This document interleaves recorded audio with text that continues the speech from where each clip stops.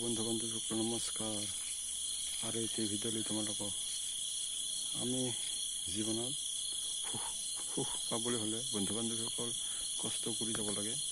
আনৰ ধন সম্পত্তিত আনক আশা কৰিব নালাগে। মানে আনৰ ধন সম্পত্তিবোৰ ঠগ প্ৰবঞ্চনা কৰি গতাব চেষ্টা কৰিব নালাগে। নিজে কৰি শৰীৰত যিখিনি শক্তি আছে সেইমতে কাম কৰি যাব লাগে, কামবোৰ কৰি উপাৰ্জন কৰিব লাগে। তেতিয়াহে জীৱনত শান্তি লাভ কৰিব পাৰে। শান্তি কি বস্তু তেতিয়াহে উপভোগ কৰিব পাৰে। বৰ্তমান আমি দেখি আহিছোঁ চোৰ ডকাইত, তাৰ ফল এদিন কৰিব, দুদিন কৰিব, এদিন ধৰা পৰিবই। আৰু তাৰ অৱস্থা কি হয় সকলোৱে জানেই। সেয়েহে বন্ধু বান্ধৱীসকল এই খন্তেকীয়া শান্তি উপভোগ কৰিব নালাগে। যুগমীয়া শান্তি লাভ কৰিবলৈ হ'লে বন্ধু বান্ধৱৰ জীৱনত তেতিয়াহ'লে আমি প্ৰথমে কষ্ট কৰিব লাগিব। কষ্ট কৰি সৎ কাম কৰি জীৱনত আগুৱাই যাব লাগিব, পৰিয়াল চলাব লাগিব।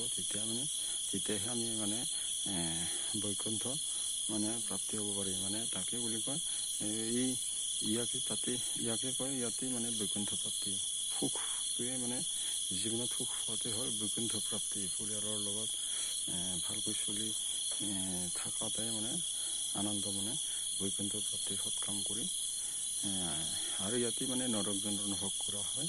কিয় বেয়া কাম কৰি যিবোৰ বেয়া কাম কৰে সেই খন্তেকীয়া আৰু নৰক যন্ত্ৰণাত ভুগি মৰিব লগা হয় বন্ধু বান্ধৱীসকল। সেয়েহে আমি গুৰুত্ব দিব লগা কথা হ'ল নিজে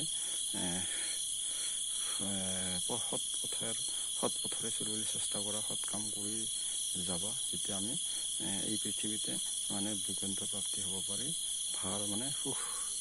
ভাল কাম কৰি গ'লে সুখ পাব পাৰি। ইয়াকেই বৈকুণ্ঠ প্ৰাপ্তি কয়। আৰু ইয়াকে বেয়া কাম কৰি ফল পোৱাবোৰকে নৰক যন্ত্ৰণা ভুগি মৰাবোৰকে নৰক। ধন্যবাদ বন্ধু বান্ধৱীসকল। মই অলপ অভিজ্ঞতা জনালোঁ আমাৰ ফালৰ পৰা। ধন্যবাদ, নমস্কাৰ।